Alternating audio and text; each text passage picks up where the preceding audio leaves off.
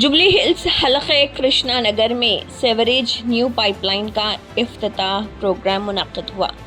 इसमें मेहमान ख़ुसूसी transport minister Poonam Prabhakar, MP Anil Kumar Yadav, GHMC mayor Gadwal Vijay Lakshmi, Jubilee Hills contested MLA Mohammed Azharuddin Mohammed, Asad Yousufguda division president Feroz Khan भी मौजूद रहे। इस दिन जुबली हिल्स हलक़े के कार्मिका नगर बस्ती में भी Hyderabad metropolitan water supply and sewerage board का इनॉग्रेशन किया गया।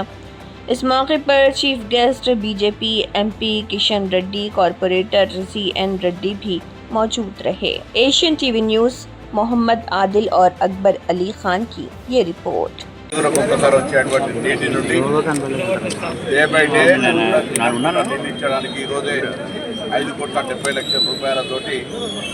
మరి గౌరవ కేంద్ర మంత్రి కిషన్ రెడ్డి గారి చేతుల మీదుగా, మేయర్ గారి చేతుల మీదుగా ఈ యొక్క నీటి సరఫరా ప్రారంభోత్సవం చేసుకున్నాం.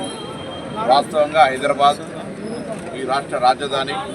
హైదరాబాద్ సంబంధించిన అభివృద్ధికి సంబంధించి రాజకీయాలకు అతీతంగా ఇక్కడ అన్ని జిల్లాల నుంచి వస్తారు కాబట్టి అందరూ కూడా ఈ హైదరాబాద్ ప్రజల యొక్క ముఖ్యమైన తాగునీటి సమస్యకు సంబంధించి బాధ్యతగా అందరం మనం కార్యక్రమం తీసుకుంటా ఉన్నాం. అయితే గతంలో 8 లక్షల కనెక్షన్ ఇప్పుడు 10 సంవత్సరాలు 11 సంవత్సరాల్లో 13,50,000 కనెక్షన్లు జరిగినాయి. కానీ నీటికి సంబంధించిన వినియోగానికి సంబంధించి మాస్టర్ ప్లాన్ కావచ్చు, ప్రత్యేకంగా మంచినీటి సౌకర్యం. మరి గత అనేక సంవత్సరాలుగా నాకు తెలుసు, రాజశేఖర్ గారు ఉన్నప్పుడు ఆ రోజు మరి ఈ యొక్క గోదావరి నుంచి నీటి తెచ్చేటువంటి ప్రయత్నం చేయడం జరిగింది. NT రామారావు గారు ఉన్నప్పుడు మరి కేంద్ర ప్రభుత్వ సహకారంతో మొదటిసారిగా కృష్ణా నుంచి ఇక్కడ వాటర్ తీసుకురావడం జరిగింది.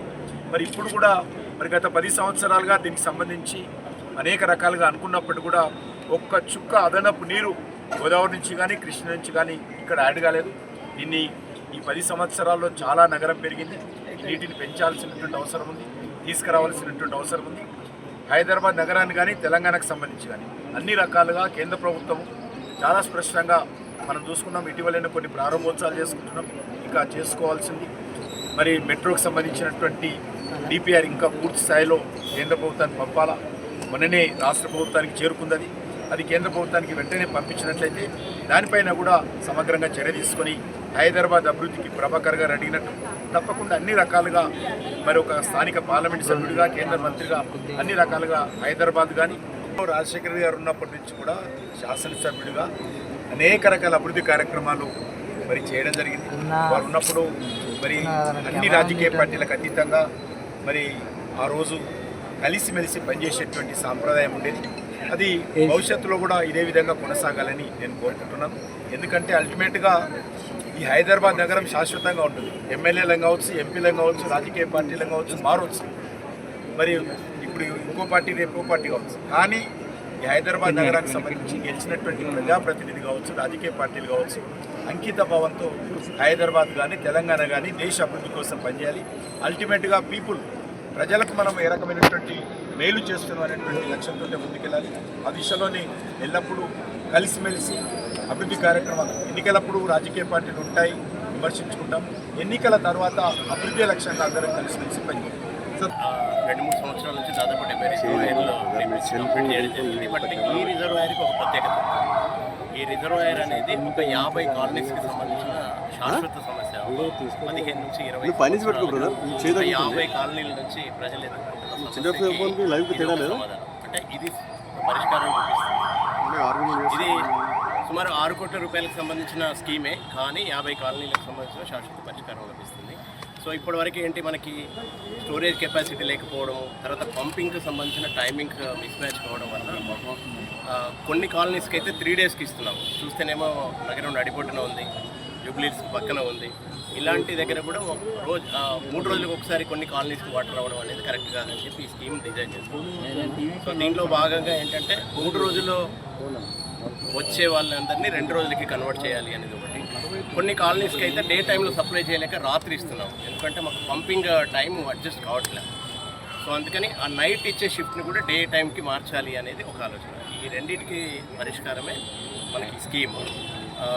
కొద్దిగా వాటర్ ఇంకా కూడా షార్టేజ్ ఉంది. ఇంకొక 2 ml కనుక దీనికి పెంచగలిగితే ఈ కాలనీస్కి అందరికి కూడా ఎవ్రీ ఆల్టర్నేటివ్ డే డే టైంలో సప్లై చేయడానికి 100% వస్తుంది.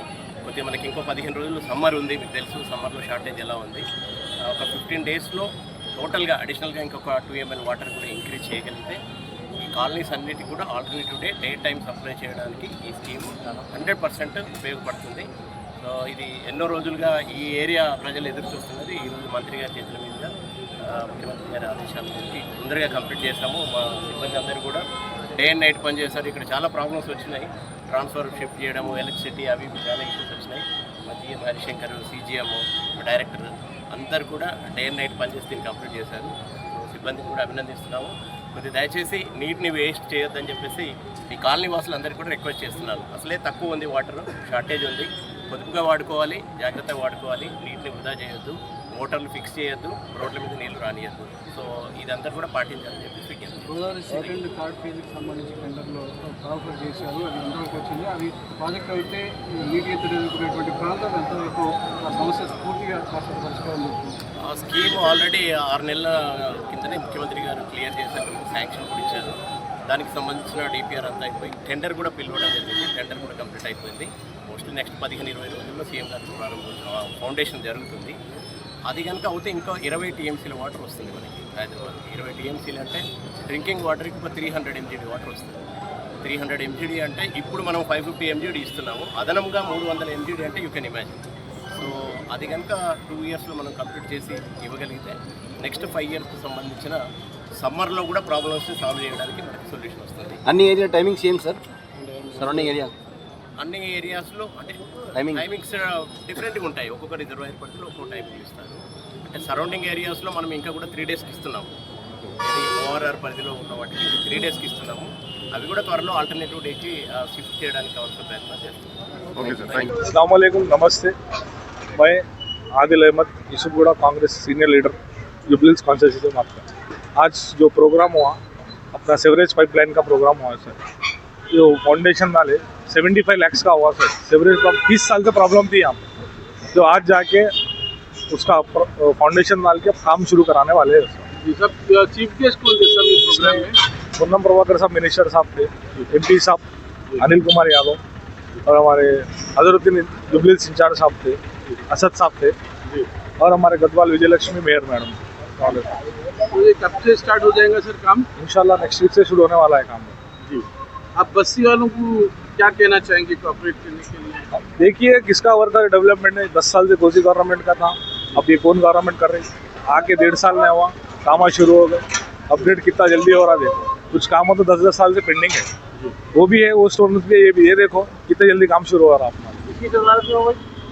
फेरोज खान यूसुफगुड़ा डिवीजन प्रेसिडेंट हमारे, और मनोज कुमार यादव अन्ना उनकी हमारे सौदारा में 3 केस में हुआ सर।